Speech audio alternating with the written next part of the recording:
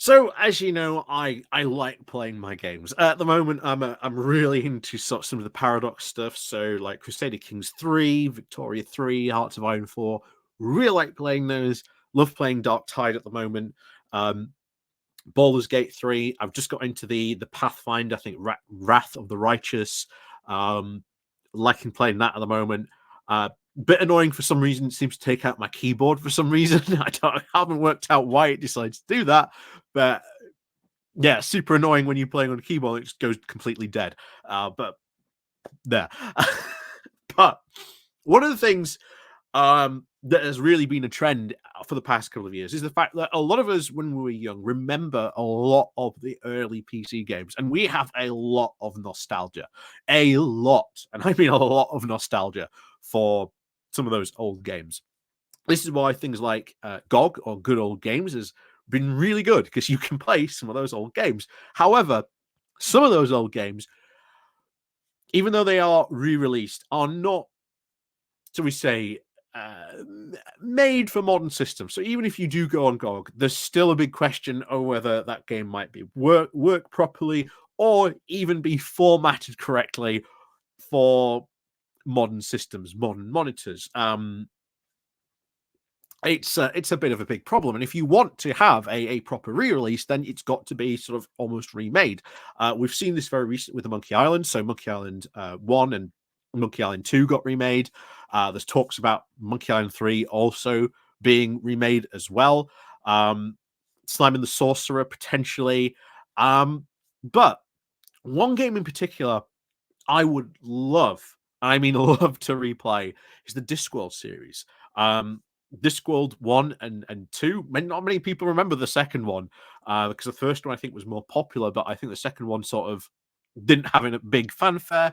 And then there was Discworld Noir, which wasn't that popular from what I remember. But at the time, that was because point and click games had, well, lost their appeal and they'd gone out of fashion at that point. But replaying these games, or at least trying to replay them now, is incredibly hard to do so. But even more harder, apparently, with Discworld, because apparently, I did not know this at all, that King Charles owns 50% of the copyright for the original Discworld games. I did not know this. I did not know that this happened to certain copyrights. So you've got to ask the question, what other copyrights is sort of the palace sort of sitting on? It's a very interesting question to ask, but we're going to have a look at this because I think it's sort of a bit worth having a look at in a way.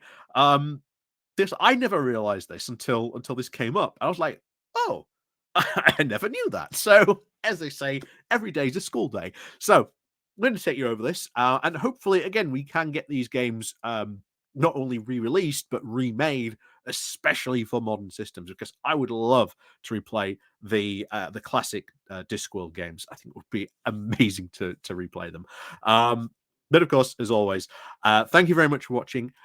Please do remember to click on the like and the share button. And of course, down below, there are links to my Patreon page, the One Off Nation link, the Buy Me a Coffee link, YouTube Pony Club down below as well. So, as always, thank you very much to all those people who do help and support the channel. Even if you do, just click on the like and share.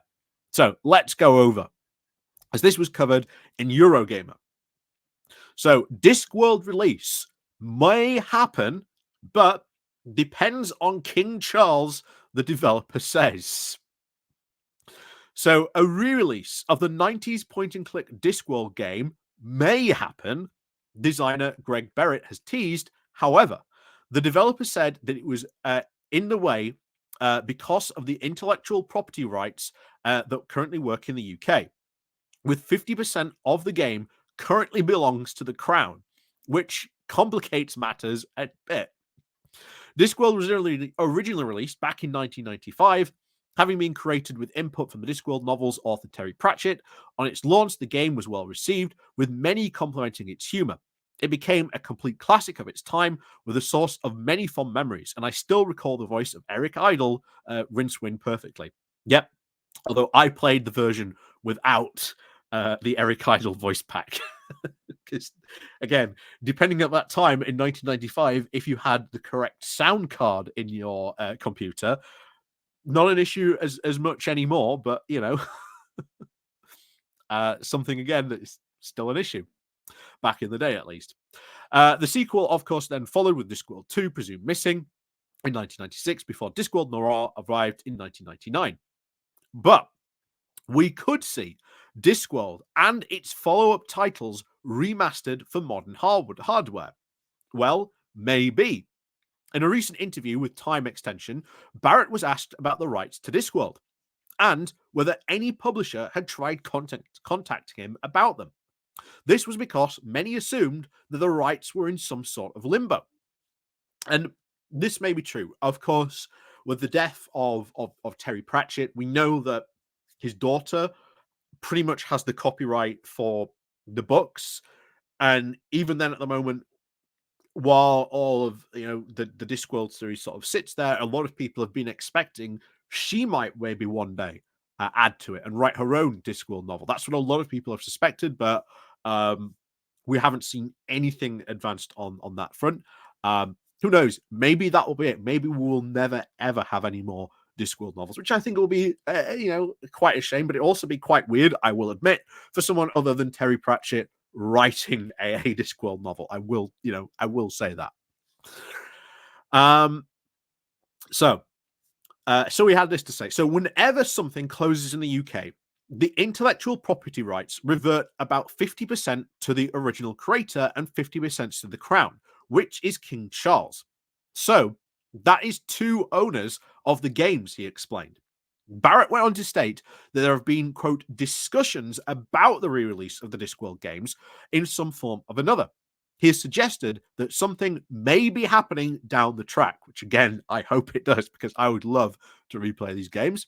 However, because of those IP rights, it will not be as straightforward as it could be under these different circumstances.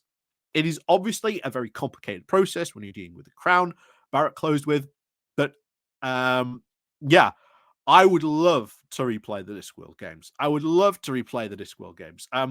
Hopefully, like I say, these games do get re-released. I have very fond memories essentially replaying the first one. I don't really remember playing the second one. But I think you played, was it Death you played as in the second one? I'm sure it was. I'm sure you played as Death in the second one.